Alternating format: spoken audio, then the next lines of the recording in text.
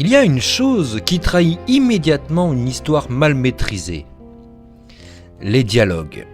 Tu sais, ces conversations qui sonnent faux, ces phrases que personne ne dirait dans la vraie vie, ces échanges trop longs, trop parfaits, trop artificiels.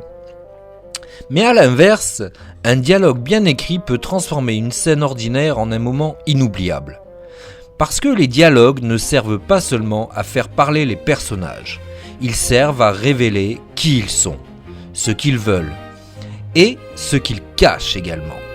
Aujourd'hui, on va voir comment écrire des dialogues qui sonnent vrais et qui donnent de la puissance à ton récit. Je suis Laurent Dins, l'auteur de la saga Gaiala, que tu peux découvrir en cliquant sur le lien dans le descriptif de ce podcast. Et je suis très heureux de te retrouver pour ce nouvel épisode. C'est une erreur très fréquente que de penser qu'un dialogue doit ressembler à une conversation réelle.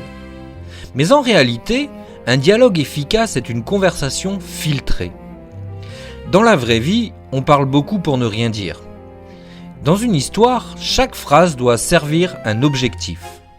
Un bon dialogue doit toujours faire au moins une de ces trois choses.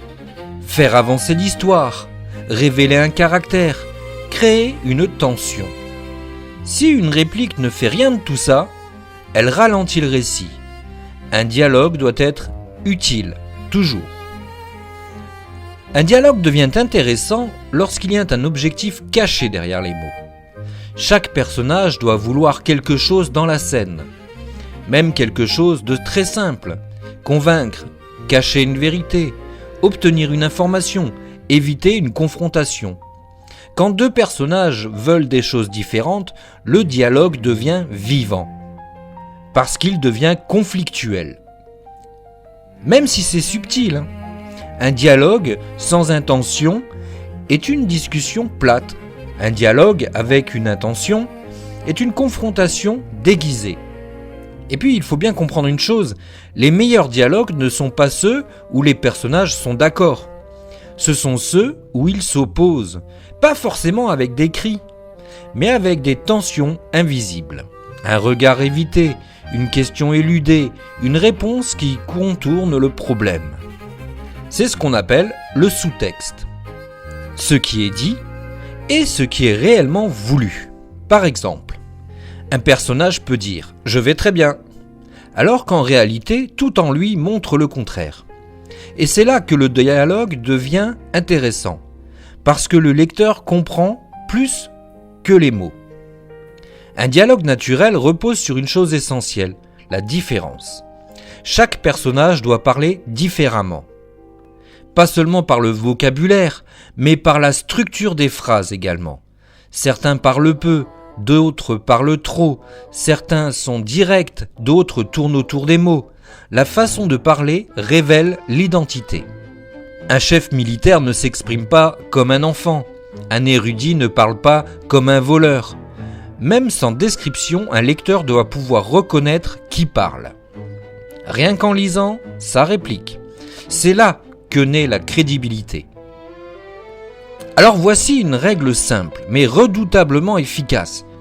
Supprimer le superflu. Dans les dialogues, moins signifie souvent plus.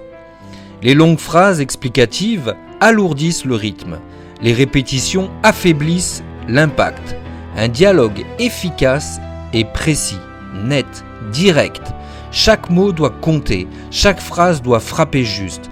Et c'est souvent en coupant qu'un dialogue devient puissant. Alors un dialogue réussi n'est pas seulement agréable à lire. Il révèle, il expose, il met à nu ce que les personnages pensent et ce qu'ils refusent d'avouer. Parce qu'au fond, les dialogues ne sont pas faits pour transmettre des informations, ils sont faits pour transmettre des émotions. Et lorsqu'un dialogue fonctionne, le lecteur n'entend plus des mots, il entend des voix vivantes, distinctes et réelles. Je suis Laurent Dins, l'auteur de la saga fantasy Gaiala, et j'ai été très heureux de vous retrouver en ce samedi 2 mai pour ce nouveau podcast. J'espère que toutes les informations que je vous fournis chaque semaine et chaque week-end vous aident à développer votre écriture. On se retrouve lundi pour un nouveau podcast. Bon week-end à vous.